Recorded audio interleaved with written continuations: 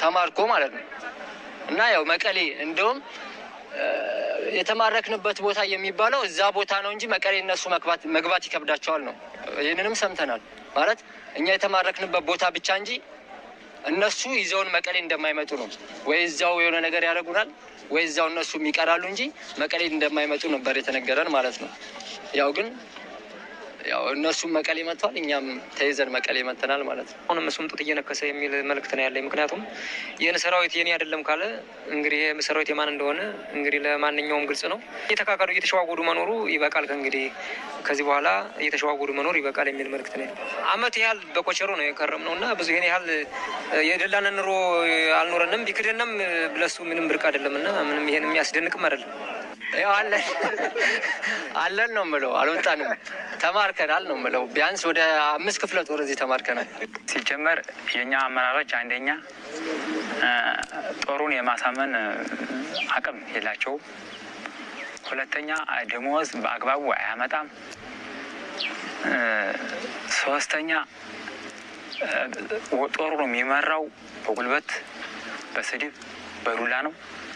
ስለዚህ የጦሩ ጋር ሊስማማም አይችልም። ከዛ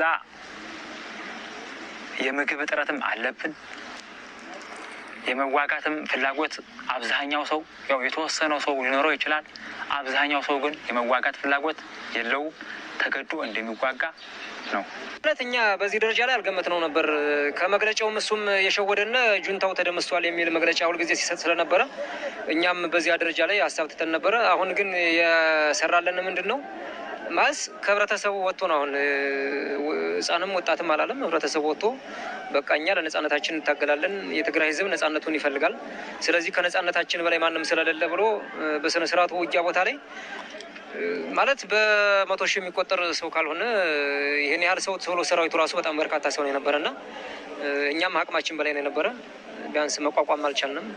ስለዚህ ከምን ራሳችን ያልሆነ ውጤት ከምንገባ እጅ መስጠት የማማራጭ ነው ከሚል ነው የወሰድነውና የአመራር ብቃት ለዚህ ብል የላችሁ የአመራር ብቃት፣ ቴክኒክ፣ ብልጠት በቃ ቦታን አመራር የመምራት አሁን ዝም ብሎ የቆየ ሰው ነው። እኔ ሰራዊት ሳቀው የቆሰለን ሲያክም የሞትን ደግሞ ቆፍሮ መቅረበር ምናምን አይነት ነገር ነበር ከዛም በፊት።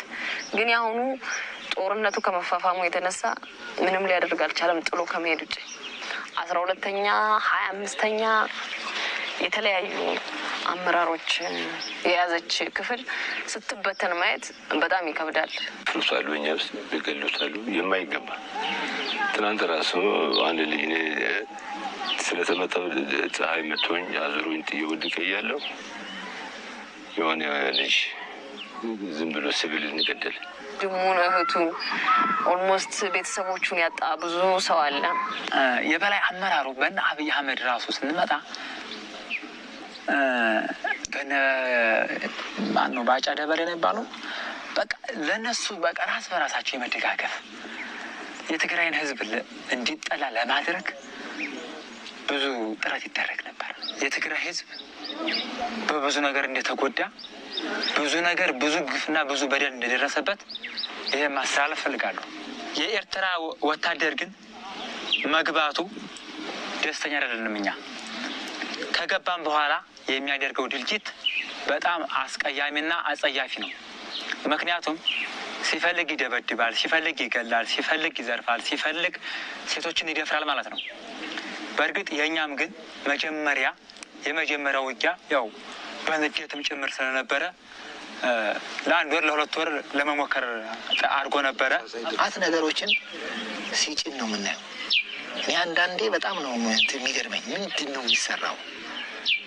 ለምንድን ነው የሆነ ቦታ ላይ እንኳን ሲመጡ እኔ በጣም ይሸቀኛል። በቃ እነሱ የሆነ ቦታ ላይ እንኳን ሲያዩ እነዚህ ሰዎች ነገ አሁን ይህን ነገር ጭነውት ሊሄዱ ነው፣ ምንድን ነው እየተሰራ ነገር ያለው የሚል በውስጥ ያለኝ በግልጽ የምነግርህ ማለት ነው። የውጊያ አቅጣጫውን ያውቃሉ። የስትራቴጂውን ቦታዎችን መርጦ ጥሩ ውጊያ ሲያደርጉ ይታያል። መጀመሪያ የኢትዮጵያ ወታደር ያው እናንተን በነበራችሁበት ሰዓት እኛም ቅልቅል በነበረበት ይሄ ነገር ሳይፈጠር በፊት ጠንካራ ነበረ። ጠንካራ ያደረገው ማን ነው? የትግራይ አመራር ነው። አንደኛ የትግራይ አመራር ጦሩን ያንከባክባል፣ በስነ ስርዓት የሚፈልገው ነገር ያሟላለታል። በቃ የሆኑ አመራር ግን